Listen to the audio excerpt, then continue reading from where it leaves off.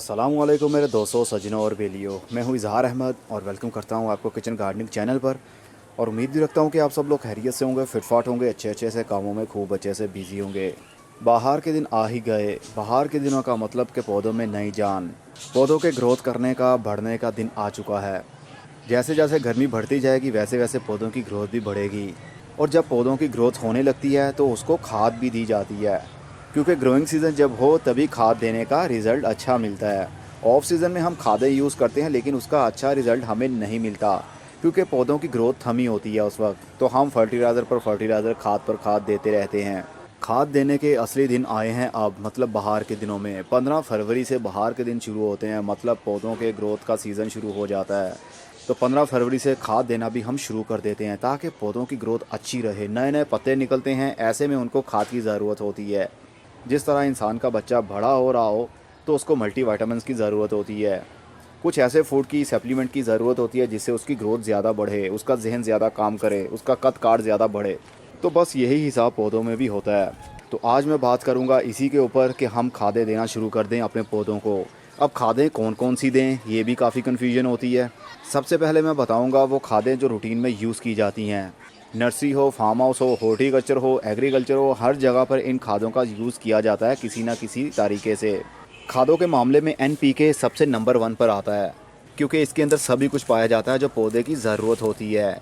Nitrogen, phosphorus और potassium. NPK बहुत type के होते हैं, कुछ स्प्रे के रूप में होते हैं और कुछ मिट्टी के अंदर डालने के लिए ग्रैनुलर शेप में होते हैं, मतलब छोटे छोटे से पत्थर वाले। ये NPK फर्टिलाइज़र है 5, 15, 45। ये फ्रूटिंग के टाइम हम यूज़ करते हैं।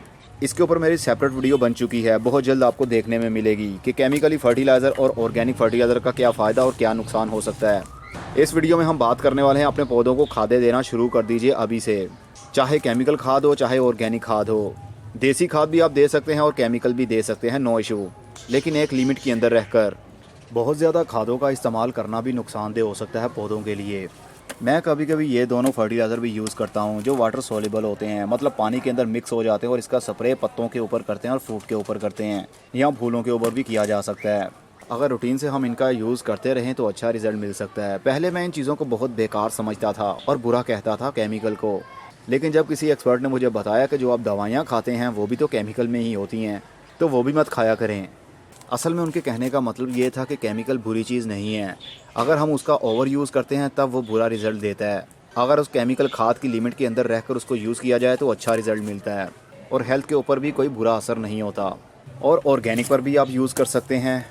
ये ऑर्गेनिक पोल्ट्री वेस्ट और पता नहीं क्या क्या इन्होंने कम्बिनेशन बनाया होता है, इसका हम यूज़ करते हैं पौधे की मिट्टी के अंदर। ये ऑर्गेनिक मिट्टी को सॉफ्ट करता है और केमिकल मिट्टी को हार्ड करता है, इसलिए दोनों का कम्बिनेशन बनाना पड़ता है।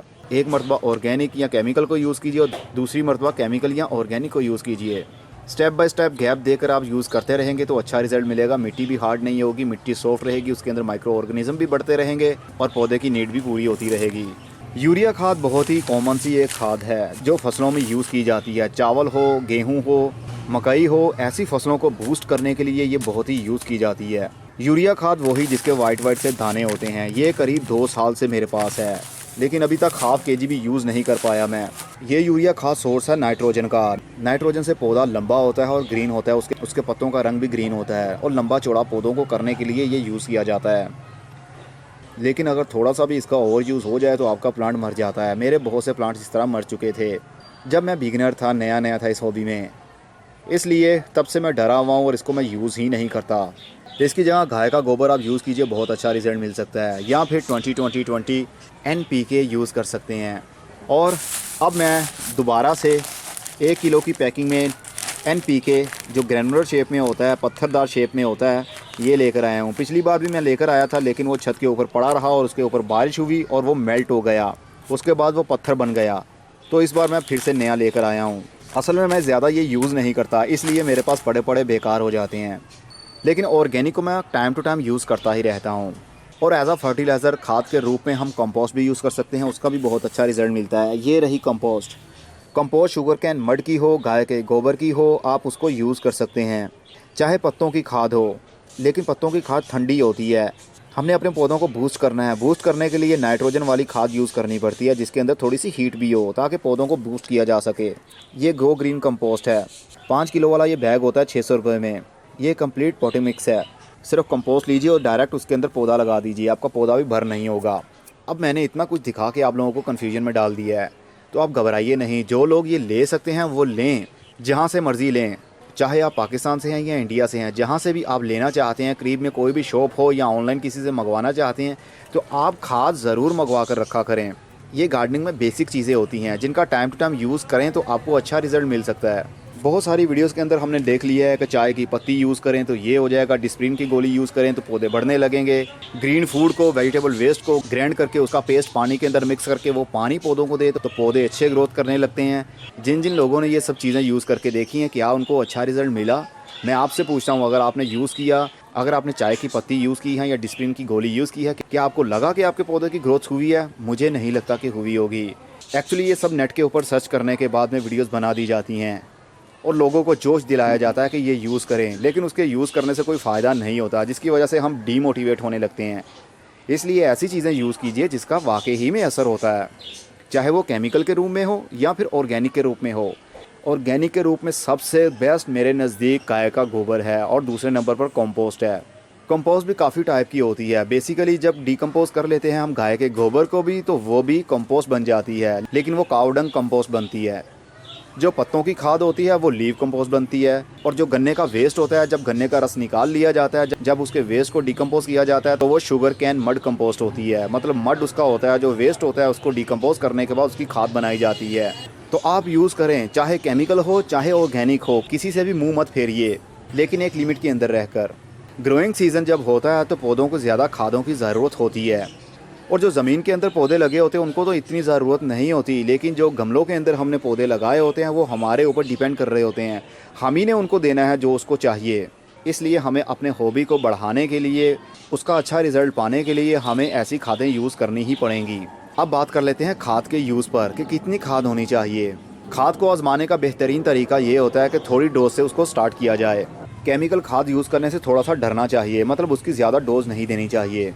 थोड़ी सी डोज से उसको शुरू कीजिए। और ऑर्गेनिक की ज़्यादा डोज भी दे दें तो प्लांट मरता नहीं है ग्रोइंग सीज़न में। अगर ऑफ सीज़न में आप ओवर डोज देंगे, चाहे ऑर्गेनिक ही हो, तो आपके पौधे के पत्ते जलने लगेंगे, ब्राउन होने लगेंगे, ड्राई हो जाते हैं। लेकिन जब ग्रोइंग सीज़न हो, जब पौधों की ग्रोथ हो रही है, नए नए पत्ते निकल रहे हैं, नए नए ब्रांचेस निकल रही हैं, तो पौधों को ओवरडोज भी हो जाए तो वो बर्दाश्त कर सकते हैं, क्योंकि उनके अंदर जो एक्स्ट्रा डोज हमने दे दी है वो सारी की सारी यूज़ में ले आते हैं, क्योंकि 24 घंटे पौधा ग्रोथ पर फोकस कर रहा होता है। केमिकल के ऊपर बात कर लेते हैं पहले NPK पर। ये दानेदार है। कहा जाता है जितने इंच का पोट हो उतने दाने आप यूज़ कीजिए। ये 12 इंच का पोट है तो मैं 12 दाने हर हफ्ते या 15 दिन के बाद यूज़ कर सकता हूँ। लेकिन ये आज तक किसी ने नहीं बताया कि पौधे की एज के ऊपर भी तो डिपेंड करता है। अगर बड़े गमले के अंदर मैं छोटा सा पौधा लगा दूं जिसकी उम्र सिर्फ 20 दिन हो, तो उसको हर हफ्ते 12 दाने में डालता रहूं, तो क्या पौधा ज़िंदा रह पाएगा? यकीनन नहीं, क्योंकि पौधे की एज इतनी है ही नहीं, पौधे के अंदर इतनी विल पावर ही नहीं है कि वो ओवर फर्टिलाइज़र को बर्दाश्त कर सके। इसलिए ये चीज़ें काफ़ी कॉम्प्लिकेटेड हो जाती हैं। टाइम टू टाइम सीखने में मिलता है, एकदम से आपको नॉलेज नहीं आ जाता। जैसे जैसे आपको एक्सपीरियंस होगा, आप यूज़ करते रहेंगे तो आप यूज़ टू हो जाएंगे। आपको पता होगा कि ये पौधा इस साइज़ का है तो कितने दाने इसको NPK के हम डाल सकते हैं। आप 2, 3, 4 दानों से भी शुरू कर सकते हैं। अगर छोटा सा पौधा हो, जिस तरह ट्रांसप्लांट हमने किए हैं, जिस तरह ये पौधे आपको दिख रहे हैं, ये सारे ट्रांसप्लांट किए हैं मैंने। कटिंग्स लगाई थी, कटिंग्स जब ग्रो हो जाती हैं तो उसको मैंने दूसरे गमलों में ट्रांसप्लांट कर दिया। अब इनके पॉट का साइज़ 3 इंच है। अगर मैं इनको 3 दाने हर हफ्ते डालता हूँ तो ये पौधे सर्वाइव नहीं कर पाएंगे, क्योंकि इनकी रूट्स इतनी डिवेलप ही नहीं हुई अभी। इसलिए ये डिपेंड करता है, कुछ पौधे ज़्यादा खाद पसंद करते हैं और कुछ पौधे बहुत ही कम करते हैं। जैसे ये सेंचेजिया प्लांट। सेंचेजिया प्लांट को बहुत ही कम खाद की ज़रूरत होती है, चाहे ऑर्गेनिकली हो चाहे फिर केमिकली हो। इसको मैंने कंपोस्ट यूज़ करके देखा, लेकिन ये मुरझाने लग गया, इसके पत्ते झुक गए थे, लटक गए थे। अगर इसको ओनली खाली मिट्टी के अंदर लगाया हो तो बहुत ही कमाल का रिजल्ट मिलता है। इसके पत्ते डार्क ग्रीन रहते हैं। जैसे ही ओवरडोज हमने कंपोस्ट का किया तो इसके पत्ते लटकने लगेंगे। इसलिए ये पौधों के ऊपर भी डिपेंड करता है, जो कि आपको time to time Aahista Aahista आएगा। जैसे जैसे आपका हॉबी जुनून पकड़ता जाएगा, आप सीखते जाएंगे और आपको पता चलता जाएगा कि इस पौधे को किस हद तक खाद की ज़रूरत होती है। तो जिस पौधे के ऊपर मैंने बता दिया है उसके ऊपर वैसे ही आप यूज़ कर सकते हैं, और जिसके ऊपर मेरी वीडियो नहीं है तो आप उस पौधे के ऊपर कम डोज से शुरू कीजिए। थोड़ी खाद देना शुरू कीजिए, आहिस्ता आहिस्ता बढ़ाते जाइए। जैसे जैसे आपको पता हो कि खाद देने से कोई प्रॉब्लम नहीं हो रही तो इंक्रीज़ कर सकते हैं आप डोज़ उसकी। ग्रोइंग सीज़न के अंदर 5 से 6 दिन के बाद या 7 दिन के बाद आप डोज़ दे सकते हैं, चाहे केमिकली हो चाहे फिर ऑर्गेनिकली हो। कंपोस्ट और गाय के गोबर की बात करूं तो हर हफ्ते एक मुट्ठी एक गमले के अंदर डाल दीजिए और हल्की सी गुड़ाई कर दीजिए और उसके बाद उसको पानी दे दीजिए। हर हफ्ते आप रिपीट यही कर सकते हैं, चाहे वो हाउस प्लांट हो चाहे वो वेजिटेबल प्लांट हो। लेकिन जैसे टमाटर, मिर्ची के पौधे जब वो फ्रूटिंग पर आ रहे होते हैं, फ्रूट उनको लग जाता है, तो उनका सारे का सारा फोकस होता है अपने फ्रूट के साइज़ को इंक्रीज़ करने के लिए और उसका साइज़ बड़ा करने के लिए और नया नया फ्रूट लगाने के लिए। इसलिए उनको ज़्यादा खाद की ज़रूरत होती है। हर 2 से 3 दिन के बाद भी आप गाय का गोबर यूज़ कर सकते हैं, कंपोस्ट यूज़ कर सकते हैं, और अगर केमिकल यूज़ करना है आपने तो हर 5 से 6 दिन या 7 दिन के बाद रिपीट कर सकते हैं, क्योंकि ये उनका ग्रोइंग सीज़न होता है और पौधे का सारा फोकस फ्रूट पर होता है। इसलिए ओवरडोज भी हो जाए तो वो किसी हद तक बर्दाश्त कर सकते हैं, लेकिन फिर वही बात, आपको कम डोज से ही शुरू करना पड़ेगा। और अब गर्मी के दिन भी आ रहे हैं, मैंने एक और ग्रीन नेट ले लिया है। जो ऊपर ग्रीन नेट लगाया हुआ है इसी के ऊपर मैं एक और ग्रीन नेट लगाने वाला हूँ, क्योंकि इस साल मेरे पास जो पौधे हैं वो ज़्यादातर इंडोर हैं, शेडी एरिया को पसंद करते हैं। यहाँ पर वेजिटेबल प्लांट बहुत ही कम हैं और फूलों वाले भी प्लांट बहुत कम हैं। जिस तरह ये टमाटर हैं, टमाटर शेडी एरिया में भी ग्रोथ कर लेते हैं और इसको फ्रूट लग जाता है। इसलिए ऊपर मैं एक और ग्रीन नेट लगा दूंगा तो इनकी ग्रोथ वैसे ही होती रहेगी जैसे अभी हो रही है, क्योंकि पिछले साल भी मैंने लगा कर देखे थे, टमाटर अच्छी ग्रोथ हुई थी शेडी एरिया में भी। रात की रानी को भी शेडी एरिया अच्छा लगता है। फुल धूप में अगर इसको रखें तो इसके पत्ते जलने लगते हैं, ब्राउन होने लगते हैं, इसलिए इसको शेडी एरिया में भी रख सकते हैं आप।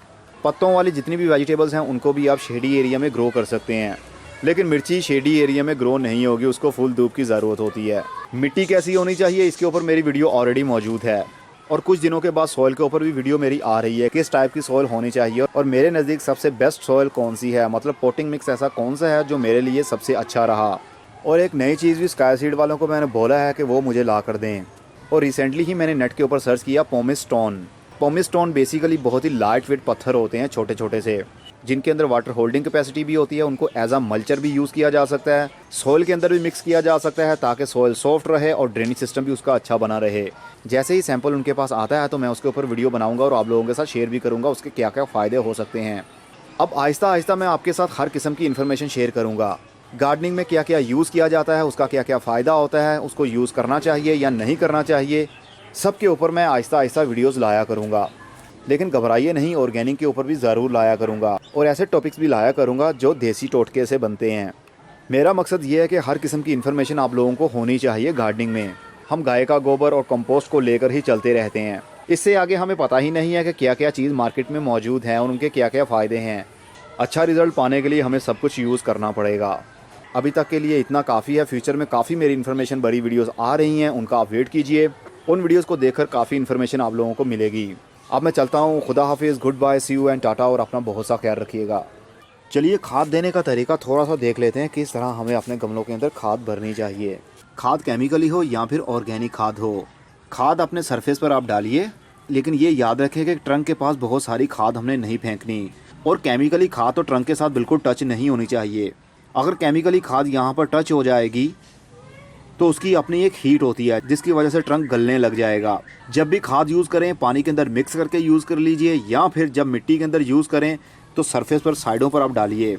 इस एरिया के साथ टच नहीं होनी चाहिए खाद, नहीं तो पौधे की ग्रोथ रुक जाएगी और वो गल जाएगा। क्योंकि पहले पहले यही गलतियाँ मुझसे भी होती थीं। नर्सरी वाले कहते थे पौधे की ग्रोथ नहीं हो रही तो यूरिया खाद डाल दीजिए, 2-3 दाने हर 3 से 4 दिन के बाद डालते रहेंगे तो पौधों की ग्रोथ अच्छी बढ़ती रहेगी। तो मैं डालता था तो वो ट्रंक के साथ टच हो जाता था, तो टच होने की वजह से वहाँ से पौधा गल जाता था, मतलब पौधा स्टैंड रहता था तो आहिस्ता आहिस्ता वो झुक जाता था, जिसकी वजह से उसकी ग्रोथ थम जाती थी और गल के मर जाता था। असल तरीका यही होता है कि ट्रंक के साथ कोई भी खाद का एक दाना भी टच ना हो, तभी पौधे की अच्छी ग्रोथ होगी।